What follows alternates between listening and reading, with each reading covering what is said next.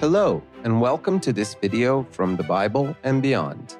We explore historical and spiritual questions about Jesus, gender, women, salvation, healing, and the meaning of life. Shirley Paulson is hosting a series of conversations by podcast and video with scholars who are able to unlock mysteries from extra-canonical books, forgotten scriptures, so-called Gnostic Gospels, and the Bible. My guest today, Tupá Guerra, lives in Brazil, and I met her at the University of Birmingham in England a few years ago when we were both working on our doctorate degrees. She was studying demonology and magic in the Dead Sea Scrolls. She had done her master's degree at the University of Brasilia, where she studied the Book of Tobias and other mythical complexes related to the fear of the feminine. Tupá is also a podcaster and often talks about themes related to demonology, antiquity, and magic. You sure picked a fascinating subject to get involved in, Tupá. I think it fills in a lot of interesting gaps in our understanding of early Christian texts. Welcome. I'm excited to talk to you. Oh, thank you so much for having me. I'm very excited to talk about this. It's the thing, when you study something, you tend to get really excited when people are interested in it. So. Then that's great. We'll have a fun conversation. I should mention also that Tupá is speaking to us from Brazil, which is her home country. And so she speaks Portuguese, but I'm really delighted she speaks English well enough to join us today. So thank you so much for being with us. So I want to ask you, Tupá, people are still really interested in demons today, aren't they? Why do you think a discussion about demons in ancient times is helpful for us today? So that's quite interesting because people keep asking me if demons actually exist, if they don't, and why do I study them?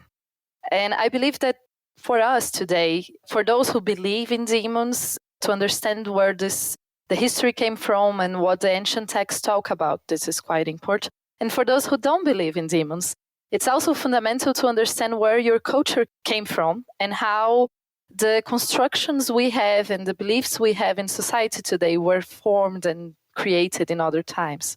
Oh, so we're going to get into whether demons are real or not. That's going to be great. What period of time in antiquity then should we talk about and why? So the time we're going to talk about is the Second Temple period. And that's a particular interesting time. The Dead Sea Scrolls are a bunch of texts that are produced mostly during the Second Temple period. So that's why we're going to talk about this particular period. And also because that's when demons start to be you have a more cohesive demonology, we can say, in Jewish texts and then afterwards in Christian texts as well. Oh, that's interesting. All right. So now you have a depiction of Herod's temple also here. How does that help us understand what's going on then? So if we talk about Jewish history and the temples, you have a first temple, which is known as Solomon's Temple, and it was destroyed by the New Babylonian Empire. And after that, when the Jews came back from the exile, they were allowed to have a second temple. At first, we have a very small temple, and this small temple is reformed and made this magnificent Herod's Temple, which was built by Herod the Great. So when we talk about Second Temple period, we are basically talking about this very specific time, 516 before the Common Era to 70 in the Common Era, when the temple was destroyed by the Romans. But it's just important to remember that's not a designation that works for the whole world. It's just for this particular period. Oh, that's very helpful for us to sort of zero in on what we're talking about. So maybe the implication is that there were other ideas about demons in other places, but we're zeroing in on this one. So then to get into the world of the evil forces of this place and this time, I think many of us easily kind of conjure up images of magic and wizards and sorceresses. But was magic like a serious practice then? So that's the thing. It depends a bit of how you understand and you interpret the word magic. Okay. And I think that's always the problem when you study history or other social science. We tend to be always like, okay, depend of what you understand by magic. And if you understand magic as any type of act you do to try to modify your reality from a perspective of the divine, or so if any type of act you do asking the help of the divine, or if you do something to try to make the divine help you, and I'm using divine because it could be, since we're talking about other cultures, it could be more than one divinity. It doesn't need to be the God that the Jews would believe, and still do, of course. So if you understand magic in this way, all religions do some type of magic.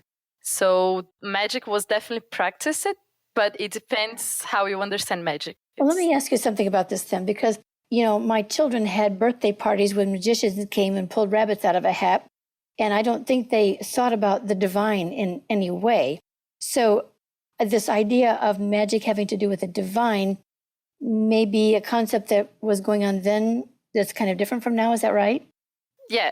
When we talk about magic in this way, as these tricks that we do, that the magicians that go in parties and stuff, it's a different type of magic in a way that it's the same word, but it's because when I talk about magic, and that's a very particular way I approach the question, because magic is a very complex and difficult term to work with. But when I approach magic, I try to use it to describe this specific type of practice people would do in their daily lives, associate with the divine in order to protect themselves or in order to ask for help. And I tend to use magic in a way because most scholars for a very long time used magic as a derogatory term. So the magic one, the magicians, and they are what you should avoid, or they are the bad thing.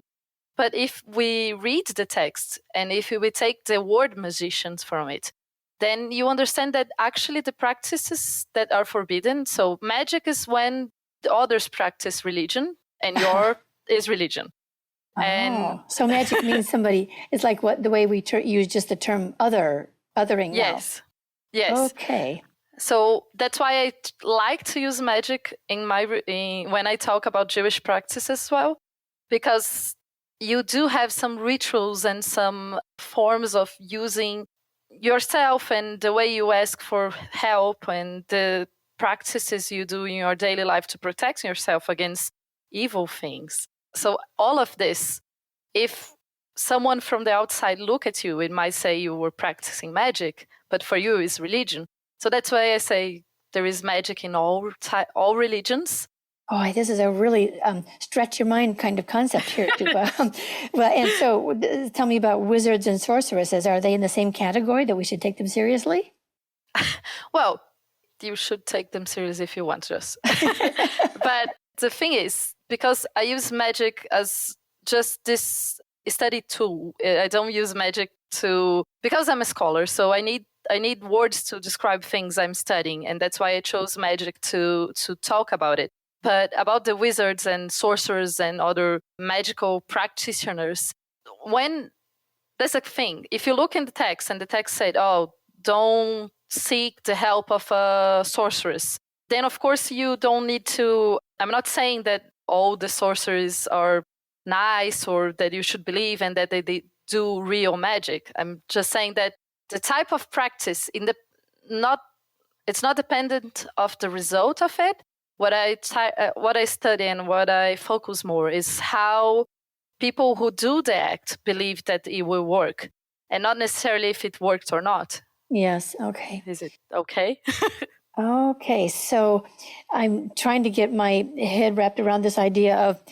Sorry. No, you're doing a very good job with this. So we're talking about magic and wizards and sorceresses in a way that if they're doing it themselves, they think of themselves as doing it genuinely and seriously. But others who don't like it would use those terms in a derogatory way because it's different from what they're doing. Yes. Is that about right? Okay. Yeah, exactly. And since I wanted to study the Jewish practices in antiquity from a point of view a bit more, not from the person who believed necessarily in the practice, but I tried to put them in a similar place as other practices in antiquity. That's why I used magic in the way I did. Well, then tell us about demons. Are demons like in the same category as magicians? Like if you have a nice demon, it does nice things, but other people call them demons if they're bad? Well, demons is another very difficult term because it's always like this, right? Yes. Yes. But it's because particular I try when I'm studying, especially the Second Temple period, I tend to use evil beings instead of demons. Because when we talk about demons, we tend to get this very clear image of this red skin, horned and winged figure, usually masculine, sometimes feminine. But it's a very strong and powerful image we got from pop culture. And of course, it was built on real demons, if you believe in them or not. But it's a long construction in history. And when we see, like in the Dead Sea Scrolls, you don't have a proper description of the demons in this way, like head, horn, and things like that.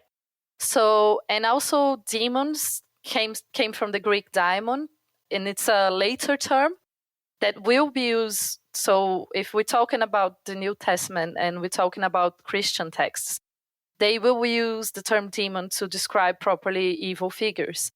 But if we look at ancient Greek texts, daimon can be a figure that can be good or evil. Let me just stop you a moment, Tupá. You're saying the word daimon, and I'm thinking you are saying it with a little bit of an accent that we would want to understand as maybe daemon, Daemon? Yes, this one. All right. Yeah. Okay, daemon maybe. Okay. Yeah, it's a very Brazilian way to pronounce it properly. Okay, thank you. All right, go on then. So this word in Greek. Yes. So in ancient Greece, you had this, it was a very ambiguous creature or being. It was, it could be good or evil. It wasn't necessarily something bad. But then it will be reinterpreted and it will be understood in Christian texts as an evil thing. So the idea to use the term demon, it does not apply properly to what they believed in ancient Jewish society. That's why I prefer to use evil beings, because then we don't get this ambiguity that demons can have in ancient texts, and we just get the evil thing in the evil part of it. That's very helpful. Thank you for clarifying what you mean by that. So then, as we're getting a picture of the meaning of magic or healing practices maybe, and then evil beings, do you think that actually demons just died out then when people got better educated about the world of physics and empirical sciences? I don't think so. I think if it was, because if we look at our society, demons still are believed in, and some people would say they still exist. So I don't like to put religion and science into opposite places, because I think that's not the proper way to look at the question. For me, if we think, so people always wonder why bad things happen to them. And there will be different explanations from different understandings of the world and different societies. And demons is one of the possible answers that humans got for what happened when bad things happen to you, even if you're a good person. So I don't think necessarily having more understanding of the physical, empirical sciences got rid of demons. I think it changed a bit the nature of demons and how they were perceived, but didn't took them out totally. Well, that's interesting, because I think that actually helps us understand how to think about demons in another time and space then, or time and place. That's very helpful. Well, let's go back to the 2nd century then. What would you say would be the relationship then between demons, or as you're saying, evil beings, and diseases or bodily afflictions? So in this period, it was very clear for people that diseases and bodily afflictions were caused by evil things. Not necessarily evil spirits, as we use more today, but evil, non-identifiable thing that can attack you. And this could be, so we are clear of, we know that very well, because we have quite a lot of texts, especially from later antiquity, so after the Second Temple period. You have quite a lot of texts talking about how people can protect themselves against this particular demon that causes this particular disease. So we can see that people did believe that demons were a very palpable threat for them in their daily lives, and it was something very physical. The demon could give you a headache, a toothache, all of those things were actually the actions of evil in your body because your body was out of balance or something. Well, then this is getting a little bit scary. And we're thinking about how things can hurt you like that. How did people deal with them? Did they talk to them or fight them? Or how do they confront demons then? So, yeah, it's quite scary because I like to think not properly like, but okay, right. I think it helps to understand them as a real threat that can besiege you and then can fall upon you at any time. And that's why people had so many ways to protect themselves. So they had prayers, they had, from later periods, you have this amazing magic bowls with inscriptions that you put in your house, under your house to protect you. You have amulets, you have necklaces, you have all sorts of things that help you to protect yourself. But one thing that's particularly interesting that you have quite a lot of mentions, especially in the Second Temple period, it's about how music and songs and psalms help you to get rid of them or it's important for your protection. Wow, that's fascinating. Well, then, did demons even have names and could you identify them? In later periods, yes. So if we're talking about already in Christian periods, 2nd century, 3rd century, you have particular demons. One of them that I think it's particularly interesting is the demon of Acedia. And I'm probably mispronouncing it. Well, I don't know how to pronounce it, so you can do it any way you want. Yeah. I would say Acedia, but okay, Acedia. This particular demon, it's a nasty one because it attacks you in a period of time, right? It's this was described by a monk, and it's dangerous for the monks. It's not a demon that can attack everyone. It usually attacks monks, and it says it's called also the noonday demon. And it's the most burdensome of all demons, according to Evagrius. That's the monk who wrote about it. It besets the monk at about the 4th hour, which would be 10 a.m. of the morning, encircling his soul until about the 8th hour, which is 2 p.m. So this demon is the demon that makes you feel tired and as if nothing is worth it, and it makes you question what you're doing with your life. Wow. Which I guess a lot of people can relate to. So this is like like an imposition of depression then?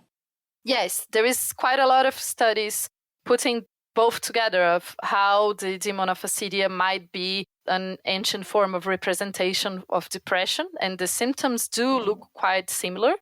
They were talking about this demon in a monastic context. So when it not necessarily is the same way we feel today. So it's a bit difficult to just say, oh, it was depression, because we don't know other symptoms and how it reacts with other things in their life. But it does sound a lot like depression. Well, then, so there were different demons that had different kinds of powers. Is that what you're saying? And different times? Tell us more about the time. This particular demon, which I found very, very interesting, it says it's the noonday demon. So it's the demon that attacks you in this particular period of time, and it gives you this particular type of problem. So it leads us to, if this one has this is so specific, it's very likely that other demons were associated with other particular things. And it's interesting that he says that this demon, that's the noonday demon, is the demon represented in Psalm 91. Oh, that's interesting. Okay. Yeah. So tell us what that phrase is for people who are not familiar with Psalm 91.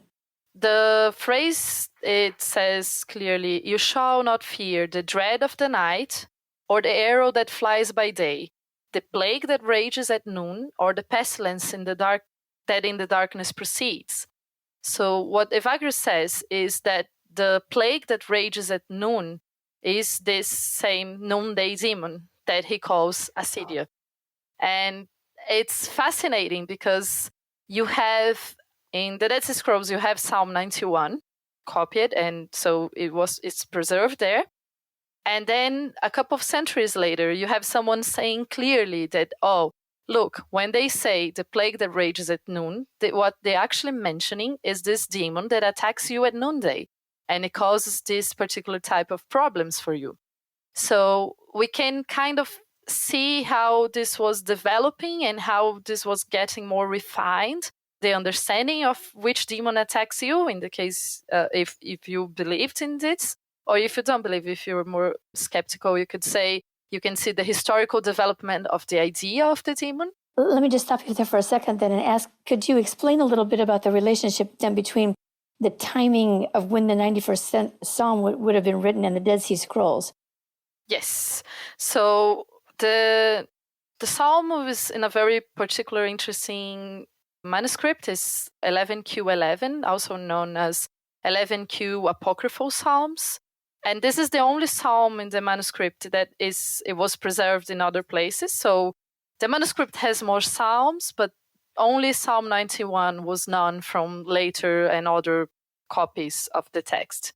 So give me a sense about the date then, Tupá, if you don't mind. Yeah. The 91st Psalm would have been written way back in early Jewish writings, right? Yes. And then the Dead Sea Scrolls, when would they have been written or copied then? They're copied, particularly this one, it's from I think, around 100 before the Common Era or something like that. Okay, so it could have been a long, long time between them.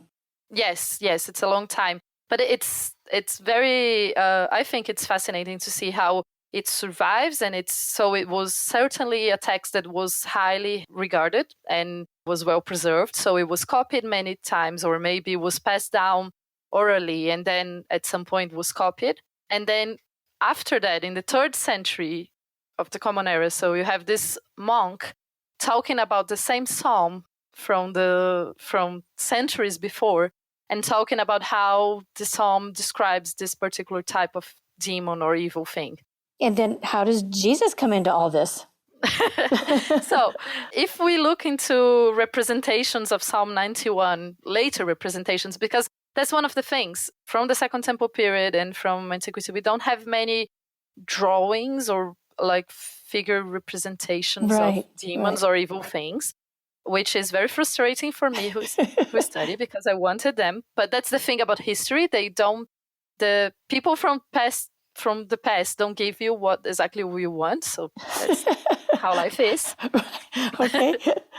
But anyway, when Psalm 91 is represented in images and so on, like let's say during the medieval ages, 8th century and so on, it's fairly common to have Jesus and the figure of Jesus as the one who crushes these threats and the plague and the beasts and all the evil things that can attack you. And the Psalm 91 is protecting you against. And they use the image of Jesus as the one actually protecting you as well.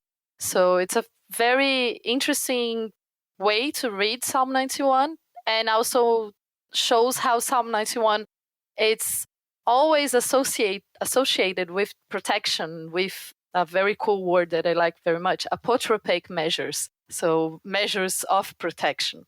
Okay, well, this is really amazing. So then what are you studying now? What are you doing with all this? So right now, I'm finished my PhD a couple of years ago. I'm working on this relation between time and evil, and how, because I told you about this Acedia demon, but I'm also interested to see how other demons were portrayed as related to time, if there was a time of the day that was more dangerous than others. I have a friend who always says that I took his calm in life when I told him there was a noonday demon, because he was sure there was demons only in the night. Oh, now he's worried about the daytime. Yes, he thinks it's terrible. So you have to find some solutions then. Who crushes the demons then, right?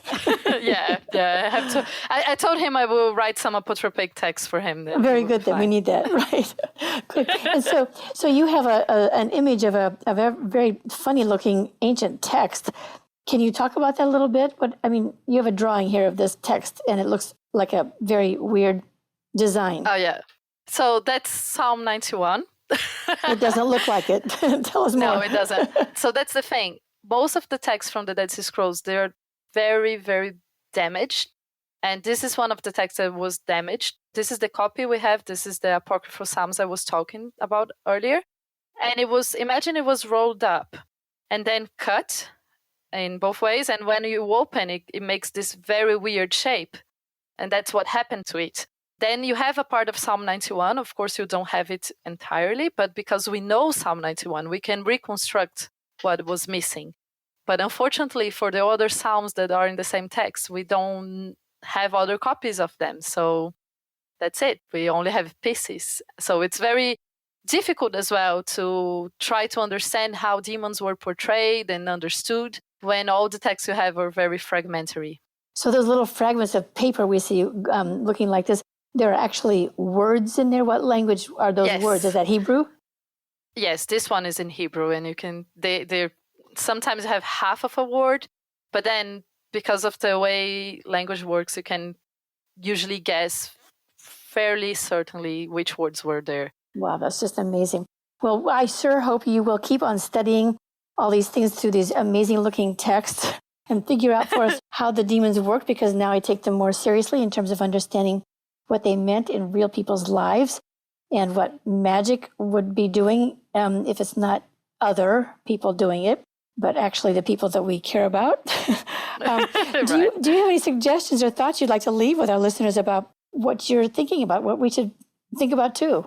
So I think the very important thing to leave is to, when we talk about evil things and demons, there's very different ways societies have dealt with it, and how people understood how to protect themselves and what you should do and what you should not do. And that's still relevant to our society, not only because there is still quite a lot of people who believe in this, and I'm not saying they exist or not exist. The important thing for me is how people who believe on them react to them. So their existence is not really important when I'm researching. My personal thing's different, but anyway. And so even though there is people who believe or not, that's not important. The important thing is there is a very big influence of demonic things in our society, in the way we think about. So even if you don't believe, you see films, you see series, you see books and other things written about demons. So it's important for us to understand where this came from and how this developed through history, so we can better understand ourselves in a way. That is just fascinating. Tupá, I think we could talk for hours. In fact, when you and I were in Birmingham doing our work together, we did talk for hours. True. And true. I'm hoping maybe you can come back and we'll talk again, but you sure got us started on a very, very interesting subject. So thank you so much for coming to talk today.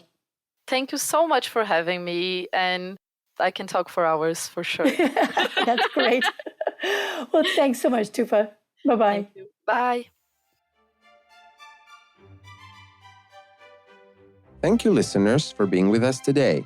Be sure to check out the details on this video from the show notes on the website earlychristiantext.com, or just come browse around on the website to find all the other resources provided for you there.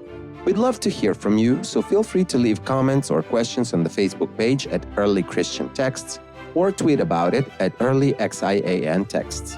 And be sure to watch for more videos on Early Christian Texts, the Bible, and beyond.